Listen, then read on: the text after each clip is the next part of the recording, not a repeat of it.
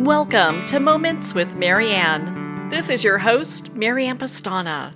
And we're here today with special guest, Kenny Werner, who's here to share with us his new book, Becoming the Instrument: Lessons on Self-Mastery from Music to Life. When you hear music, do you feel like sometimes the physical merges with the spiritual?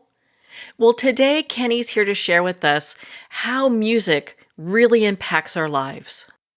Kenny Werner has been a world-class pianist and composer for over 40 years. His prolific output of compositions, recordings, and publications continue to impact audiences around the world. In 1996, he wrote his landmark book titled Effortless Mastery: Liberating the Master Musician Within. Werner was awarded the 2010 Guggenheim Fellowship Award for his seminal work, No Beginning, No End, a musical journey exploring tragedy and loss, death and transition, and the path from one lifetime to the next. He has performed with numerous legendary musicians and is the founding musical director of the Effortless Mastery Institute at Berklee College of Music, and has composed for international orchestras, receiving numerous NEA grants, and has been nominated for an Emmy Award. So it's my great honor to introduce Kenny Werner. Thank you, Marianne. What an honor it is to have you here and to talk about this book. What inspired you to write it? Well, I've always had this, I've always learned a lot of lessons from trying to master music. And I found that the lessons were very relative to other subjects, whether you're mastering anything else or just mastering one's life, which is just the ability to explore the inner landscape and not be so hostage to the outer landscape. And all these things you learn when you're just playing, you're in your own bubble and you're not worried about what people think about you. And so there were a lot of lessons from that. And of course, I've been teaching now a method I came up with 25 years ago called Effortless Mastery. And there are a lot of lessons in that. So it's expanded to the point where I felt it was time to write another book that had a lot more information in it. Well, I'm so glad you did. I felt that your book was just so impactful. And I want to touch on the title real quick, Becoming the Instrument. I mean, what does that even mean? Well, when a person is not riddled by ego, they become more like a tree. They become more like a thing. And when a person becomes the instrument that plays the instrument, they're not held back by so many doubts and fears. And I believe that's a lesson that easily translates into whatever career you have or whatever you think your value as a human being. There's so much to be gained there. And even from a spiritual level, I mean, you look at that and you're like, okay, I can kind of resonate with that. Well, it's a practice. You know, a lot of people have sayings and philosophies that they really resonate with. Problem is they can't do them. So the distance between your philosophical goal and what you're able to do is practice, just like your distance between your desire to play a piano and playing the piano. What does it take? A lot of practice, right? It takes practice to make decisions, for example, without fearing consequences. This is something musicians do, and they don't even think about it. It takes practice to love the sound you're making instead of criticize the sound you're making, even though you believe you should love the sound you're making. But habitually, you're still criticizing the sound you're making. So what's the distance? Well, how do you cross that moat? You practice loving that sound, whether you love it or not, and then you start to merge with it. And I believe person merges with their own actions that way too. They take more actions because the actions are not hostage to the consequences of those actions. Well, and it sounds like they take more chances because they're just trusting. Well, they're trusting because they don't have to succeed. That's always the missing piece. Can you love yourself for failing? If you can, you're probably going to succeed an awful lot. Well, it sounds like you just gave us the keys there, you know. It's a So, key. yeah, But a in key. music, there are 12 keys. Well, I know in your book, and I'm sure musicians know all about this, but for our listeners, in your book, you talk about the space. So, what is the space? The space is being in this moment without thinking. Sounds easy enough, but in the 21st century, I would say it's the goal to be in this moment, not worrying about your next assignment or tomorrow or next week or what are you going to do with the pandemic? Or, there's a lot of externals, for example. And if you're in your mind, you are carrying the weight of those externals. If you're in the space, you're light because it's only this moment. If you're in the what I call the conscious mind, you are weighing a lot of things, asking questions that you really don't have answers to. From the space, you don't have any questions. And every time you can touch that space, the mind remembers it. It says, oh, that's me without all this color coding. That's me without all this protection. The protection is okay, but it also protects you from your most brilliant thoughts. Is that where all creativity kind of is sparked from? Well, I mean, there are many names for it, and really, religion has names for it. The Holy Spirit, philosophy has names for it. Universal mind. Then again, even from a neurological point of view, from a psychological point of view, science. There's the conscious mind, the self-conscious mind, the superconscious. There are many references to this, and now I believe the science of neurology, they're really charting what lights up when you just act from a place of pure action, which is the space. It's the absence of doubt. In the absence of doubt, you have pure action. So what lights up in the brain? I'm sure they're right on that now. I just wanted something that was very accessible. So I think I called it the space. Well, I like that, definition because it really kind of puts it into perspective for people. And you hear about people that get into like the zone. I would Right. assume that's kind of like that. It is kind of like that. The difference is that there are people that think it's kind of fatalistic. Will I get in the zone or won't I? Or when I got in the zone, how did I do it? Why can't I do it again? Why can I never get in the zone when I want to show it to somebody else?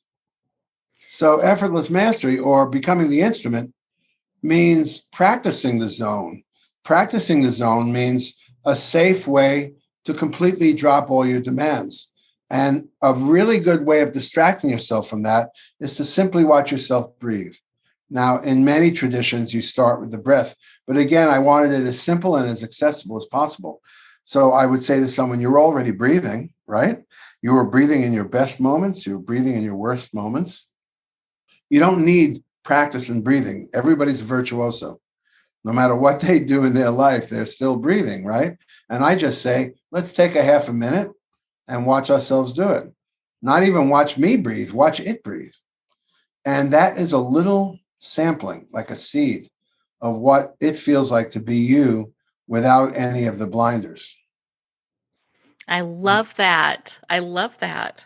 And the mind does retain some recognition of it. And if you keep doing it, again, the same way you would do it without goals, just you could stop in the middle, you're waiting for the light to change, or someone's talking and you're uncomfortable, or as we mostly do, especially in quarantine, torment ourselves with questions of the future that we have no answers to. So there's a lot of things we know we don't want to do, but we can't stop doing them. And there's a lot of things we wish we could do, but we can't seem to get started. And I find all of this, the possibility of changing it is getting to a space where you've stripped everything away. It doesn't matter how long you're in the space. That's always been the misunderstanding. If I was to say, okay, we're going to go into the space for 5 minutes, you'd probably never get there because you'd just be thinking, how do I get to the space? But if we said for 20 seconds, you're just going to watch yourself breathe, you would totally experience the space. And then you let it go. And these little flashes help you get into the zone. So then more typically, you start to become familiar with what the zone is. Ooh, That is, and I think it's so empowering because then people they can actively get into the space and really be there as opposed to, is it a hit or miss? Right. I use the example of darts. Everybody's an amateur dart player, but they all play darts, right? If you happen to go to a pub, you play darts. And there's that one time you throw it and a second before, this is going in the bullseye. I mean, you can feel it. You don't have time to say it, but it. Just everything's perfect. And sure enough, boom, right into the bullseye. So when you're an amateur, my question is, where's that next dart go? Trying to recreate that situation, it may head towards the bullseye. It may end up at the bottom of the wall because suddenly you're being precious, trying to recreate something that just happened. So practice would be practice doing it without needing to hit the bullseye, but allow the body to take over. And then eventually the body figures out what it has to do. What in sports, being in the zone has to do with a lot of parts of the body being in the right place. And once they're in the right place, the result is perfection. But in music, people get too concerned with how it sounds every moment.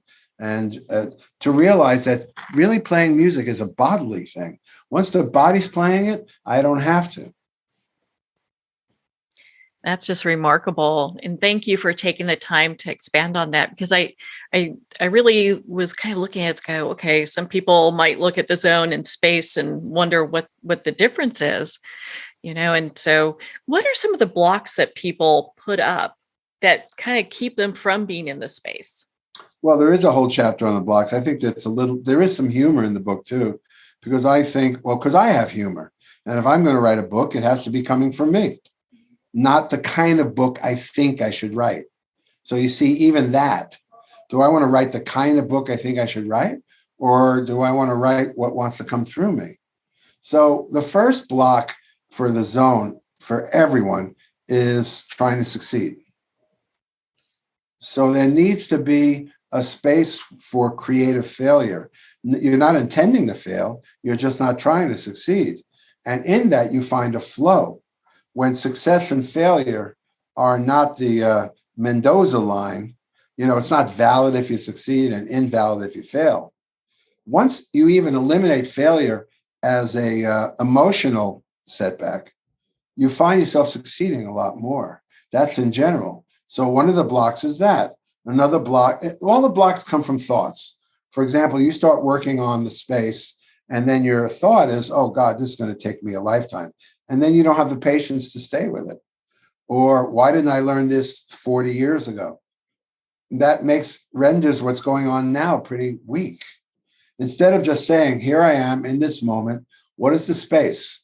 I'm going to practice doing something, and I'm going to do it from the space. So before I try to do anything, I practice the space itself, which simply means watching myself do something I've been doing all my life, breathing. Every time I watch it, it kind of wipes the blackboard. Now, from there, you want to practice something that your ego is hooked into. And what you want to do is practice doing it from the space rather than trying to do it right. And even if that never leads to a bullseye, you'll notice when you're back in your life that you have a lot more control without trying to control.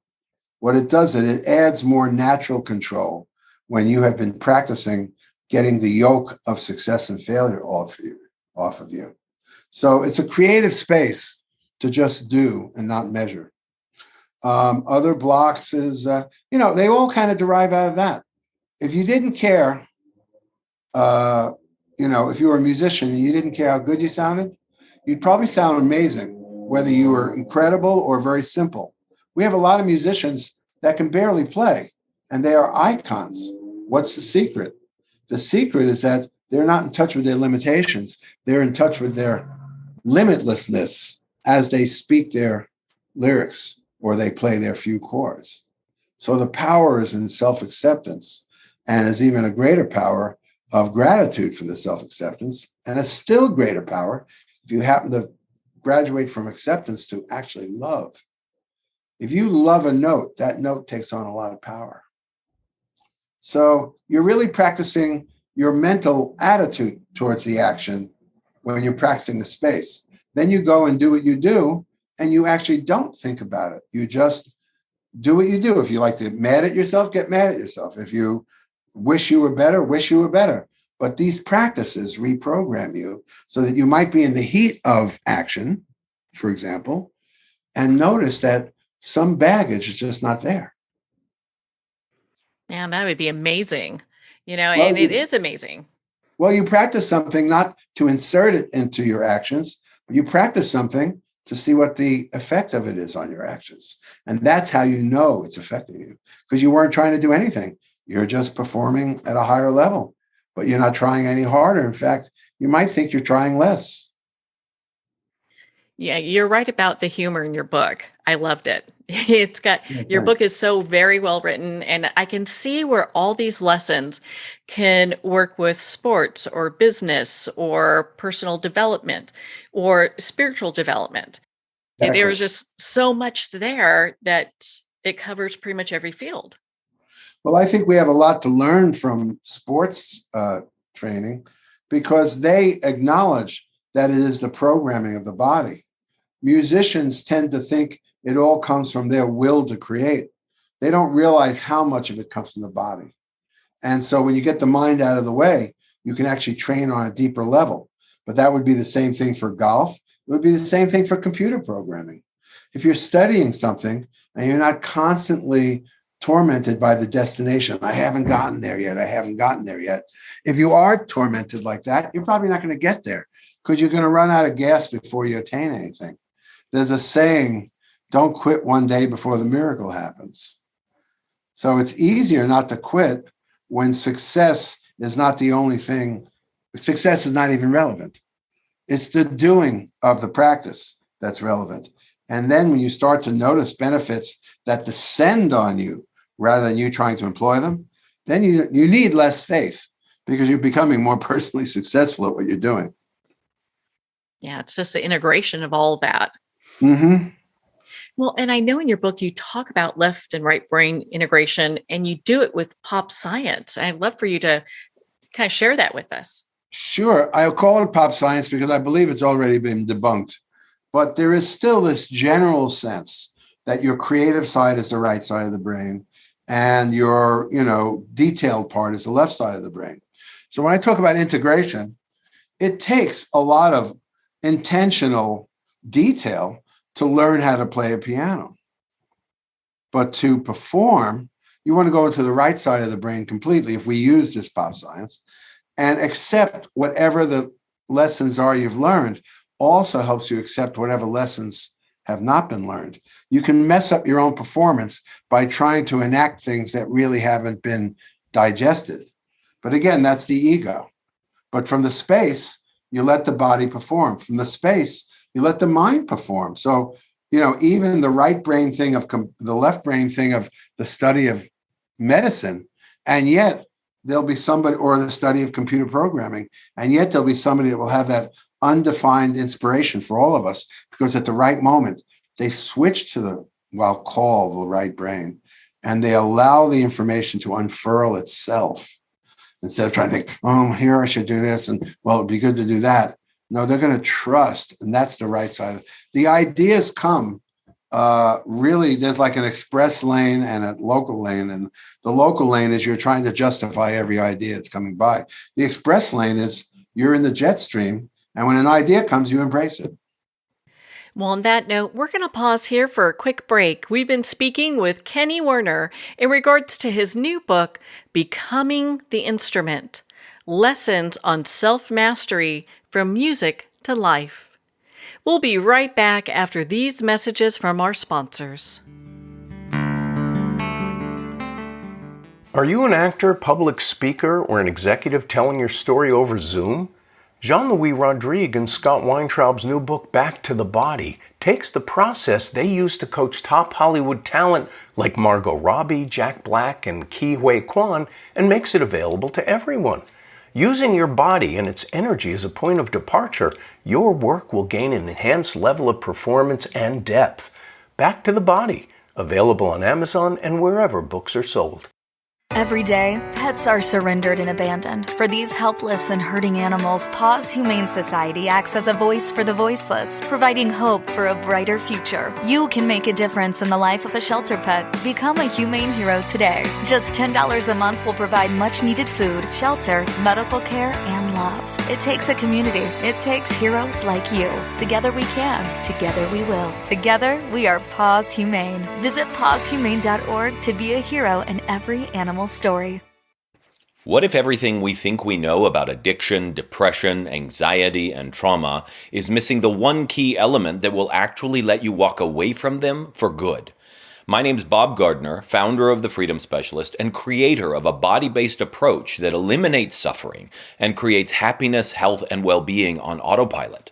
You can read all about it in my book, Built for Freedom, or start your own adventure toward lasting freedom at thefreedomspecialist.com. If you want to stop divorce fast, you do not need to waste years in therapy, you do not need to work on yourself, and you do not even have to have your spouse on board. If your spouse wants out, if they're filing for divorce, separation, or having an affair, what you need is a proven process to turn your marriage around. Book a free breakthrough session with us at highthrivecoaching.com/apply. Dr. Richard London, who has 25 years of experience being known as the Man of Steel with the Heart of Velvet, presents the Life Wellness System, The Road to Yes, a mentoring system that brings you to becoming a wellness heir. Imagine having wealth, wellness, love, peace, and spirituality in abundance and balance now. Visit doctorateoflife.com or call 720-213-8021 for a free 15-minute wellness evaluation. The first thing you need to know about me is that I love my kids, but they are not my everything. They used to be, but that's when my entire life fell apart. In order to pick back up the pieces, I had to put the love I have for myself before everything else, including my kids. I'm Jessica Dennehy, and I own multiple businesses. I'm a best-selling author, and I have all the strategies that I've used to make my life what it is today. And I'm going to teach you how to do them in my new book, Selfish is a Superpower. So go get your copy today on Barnes & Noble or jessicadennehy.com.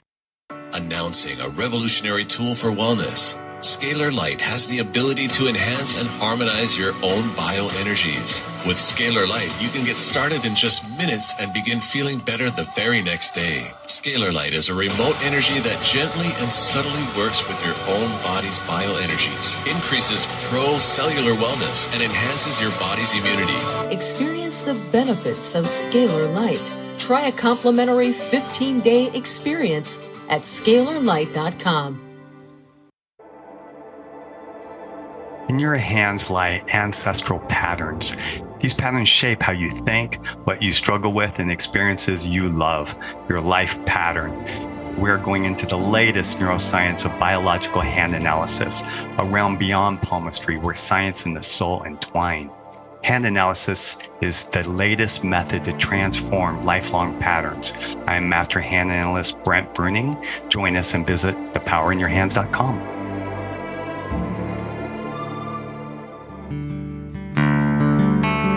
I'd like to thank Jason Eastwood at Guitarfulness for sharing his inspiring music and talent with us.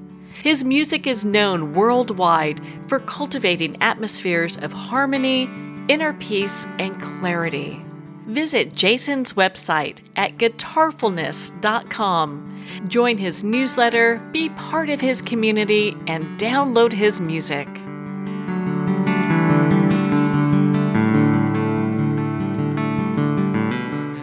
Welcome back to Moments with Marianne. We're here today with special guest Kenny Werner, who's here sharing with us his new book, Becoming the Instrument: Lessons on Self-Mastery from Music to Life. Before we left for a break, we were talking about this space. Now, is this something that is a practice, or do we just pick it right up? It's important for people to know it's a practice. Otherwise, they can expect it after reading a book. And reading a book is a good indication of what one might do. But the book should indicate a path of action. How would I manifest this nice, beautiful, high statement? You know, let's say in music, I love every sound I make. No, nobody would disagree with that, but how many people do? So the distance between actually loving the sound you make and the notion that that's where you want to be is practicing loving the sound you make. To practice loving the sound you make, the love has to be unconditional, meaning it could be the ugliest sound and you are receiving it as if it is the most beautiful sound. You can reprogram.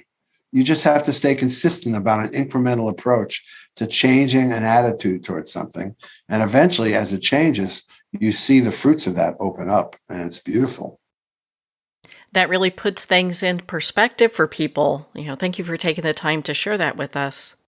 The subtitle of your book is called Lessons on Self-Mastery from Music to Life. Do you feel that people get hung up on the self-mastery part? Maybe it sounds like it's just going to be so difficult to get to that level? I do, because I think life is a lot bigger subject than music. And a lot of people feel the other way. They're actually more well-adjusted in their life. And then they play music and they think something really important is happening. And they create a drama that doesn't exist. So when I said it was actually lessons in self-mastery from music to life, what I learned, for example, is that if I have studied deeply and transferred the information to my hands, then all I have to do is sit there and breathe while my hands play. So that's something I learned from music. In life, what I want to do is go deeply into ownership of whatever it is I'm doing and then turn the results over and let go of the results. It's the same kind of thing. I don't want ego to cut off my training because I'm impatient. And then I don't want ego to block what wants to happen, which may employ that training, but it may employ something else that you never thought of. So it's developing an ability to separate, well, let's say left brain, right brain, but separate the actions of gaining skill from the complete self-acceptance of whatever actions are based on that skill. That's not too snaky of statement. If you can. No, I like that. I think it's, really a powerful statement. And it's interesting because, I think sometimes when people start making mistakes, then they're kind of getting out of their practice. They're kind of thinking, oh gosh, I didn't do that right. Or how can I make this better? Right. All they do in that case is dim their light. I would say you could take note of what could be better, but don't regret what you did. What you did is what you were ready to do. And if you start to honor that, then there is no failure. There's even truth in failure. But like it works socially too. You walk into a room with people you respect. Are you going to think about what could I say that will really grab the attention and they'll really admire me? Or do you go inside, connect with your breath, and only speak when something speaks through you? You might say 1/5 of what you might have said, but every time you open your mouth, everybody turns your way. So in some ways, by releasing the ego, you get results that the ego would have liked. Like, oh, wow, everybody's paying attention to me. But if you walked in the room with the objective of everybody paying attention to you, it would have a very dimming effect, maybe even an annoying effect. Having someone come in and take over, right? Well, yeah. It's just what I find, like this has been an interesting time because we're in the pandemic and you have people walking around and say, how are you doing? I go, well, in these strange times, I'm not. So, did you get Omicron or did you get COVID? No. Oh, did you lose anybody? No. Still have a job? No. Okay. Well, what's strange for you? You're watching too much news. Basically, you're taking on the ills of the world in ways that you have no way to affect. And all you do is you're taking your energy down for today. So I can point to a certain date way before the pandemic. It had to do with politics, we'll just say. And I said, from this day on, it really won't help. I won't be able to help others if I'm going to inhale this politics around me. So I made a decision to stop listening to the news and to stop using Facebook because it didn't add anything. It just presented more things that I had no control over. And as I started to do that, I started to explore the inner landscape of between my ears. And I could say the period during, the worst of the quarantining might have been my spiritually freest period I've ever experienced, because I just shut down more of the stuff outside. It's not adding anything to me, and there's nothing I can do about it. Not today. I'm open to doing something about it. If something presents it to me, then my in this momentness will turn itself to that. And there'll be no fear of doing it, because it's not about succeeding. It's about doing. But in the absence of that, let me just watch my mind, because all the freedom will be in how I receive the information around me. And all the bondage is how I let that information pull me down. And I learned that from music. That's the thing. That's what the theme of the book is. Someone goes into a gig and the piano's out of tune and the guy hasn't paid him yet, and he has a different price than what you said you were going to pay him. And you walk in with a lot of baggage. Or you go into the space and you play the piano that is, and your acceptance of it actually makes it start to sound in tune. And the owner feels like such a creep for you coming in, doing something so inspiring that he not only gives you the money you thought, he gives you more. I mean, you have the power to affect outer things, but they are from the inner processing of your own freedom. Your freedom should not be dependent on whether we're in a pandemic or not. Now, you might get sick and you feel bad. I just had some health issues recently, and I didn't confuse, it wasn't fun, but I didn't confuse it with mental bondage, because my mind, it's up to me. If I'm venturing into the future, let's say I'm not feeling good, well, how long is this going to go on? And that's going to make me feel worse. But if I can just be tuned in today, I'm dealing with something. It's not fun, but this is today. And then I have the power to be present if and when it changes. It works in every case. You really don't want to be hostage to outer conditions, because it's now more than ever, outer conditions seem that they can get to a really absurd place and a very dangerous place. And they're way, way out of our control. Mm-hmm. I agree with you on that. And then it takes people, if they're so focused on the outside, you have, things are going good. No, things are going bad. So they're on this roller coaster ride of good and bad and how I feel, as opposed to, I learned from your book of really checking in. Yeah. There's a lot of ways of approaching it. In my book, I wanted it to be humorous at times, because when I do lectures, they often become humorous. I also wanted it to be in everyman language. I'm a guy from Long Island. I'm not a Swami. I didn't come from the Himalayas. I wasn't raised in Cuba or Brazil. I have no particular cultural advantages. I just know that the same light that was in Mozart or Miles Davis or Abraham Lincoln or whatever area, that same light is in me. And when I can't see it, it's not because it doesn't exist. It's because there are cloud formations blocking it. So I want to get in the moment and let those cloud formations expose themselves for what they are, illusions. So, you can take, and I do take this analogy in the book, there's sunshine and there's clouds. Now, on a cloudy day, you never think, wow, the sun is weaker than it usually is. You know enough about nature that the sun's power and light and heat never changes. The things between it and us change. And that's a very good analogy, because clouds are always temporary, even though they make 2:00 in the afternoon look like 7:00 at night. But they're going to be gone.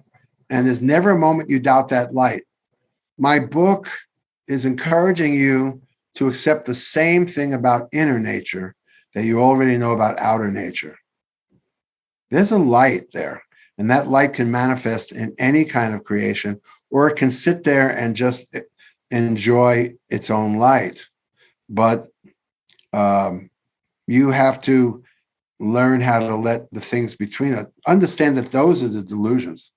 Pandemic is an illusion as far as what's blocking me from my own inner joy or inner love. Now, if I had the disease, I probably would be in a lot of discomfort, but I still wouldn't let it change the messages in my mind. I'd wait for it to go away or whatever would happen to me. I'm not saying that I'm that courageous. I'm saying that as I go on in life, I keep tuning into the inner landscape more. And I find the outer landscape is not as much a dictator of who I am and how I'm going to feel. And everything's a practice. Thank you for bringing that up again, because we all know this fancy stuff. Why aren't we changing? Well, I don't care how much you know about playing the piano. If you don't practice it, it's not going to sound any different in 10 years. The same thing with consciousness. It needs to be practiced. It needs to be incremental, and just do what you can do today and then walk away from it, because it grows. It causes, it's like drops in the bucket, but drops in the bucket eventually fill the bucket. So how am I going to spend the rest of my life? I'm going to spend my rest of my life wasting less of it, worrying about the future or regretting the past, and get into the moment and the richness and the lightness and the simplicity of it? Or am I going to continue to rob myself of precious days, worrying about a different day? My goodness, Kenny. I mean, we could talk forever. I just find you so inspiring, and I love your book. I don't even play an instrument, and I felt so much that related to my life from your book. So thank you. Well, I love hearing that, because that was the purpose. My first book was to help musicians get out of their way. And then I, over the years, realized the universality of the same lessons. And I had an ability to talk about it and not get too serious. So I so appreciate your interviewing. Well, Kenny, where can our listeners connect with you and learn more about your work and be part of your community? If they just go to kennywerner.com, leave their email address there. A lot of times I do things online, they're fun, and they tend to loosen up the people that watch them. A lot of times I'm doing online courses, and then they'll know about it. Or I might be performing in their town, and they'll know about it. If they want to know about me or the book or my music, just kennywerner.com. Well, Kenny, thank you so much for taking the time to be on the show with us here today. Thank you, Marianne. It's really a pleasure. Well, Kenny, it's been such an honor to spend this time with you and to talk about your new book, Becoming the Instrument: Lessons on Self-Mastery from Music to Life. Becoming the Instrument's available at Amazon, Barnes & Noble, and all indie retailers. Remember, support our indie bookstores. If you don't see it on the shelf, just ask for them to order it. You can visit Kenny's website at kennywerner.com. That's KENNYWERNER.com. Well, we're at the end of our time today. I'd like to thank everyone for tuning in. You've been listening to Moments with Marianne, where we make every moment count.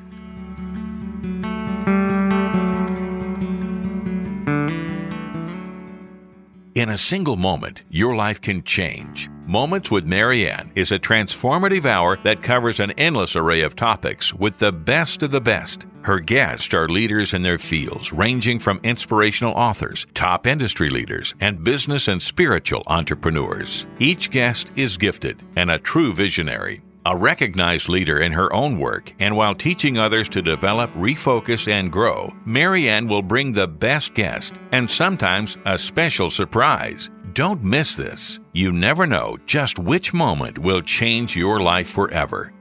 Make sure to tune in and visit momentswithmarianne.com for more information.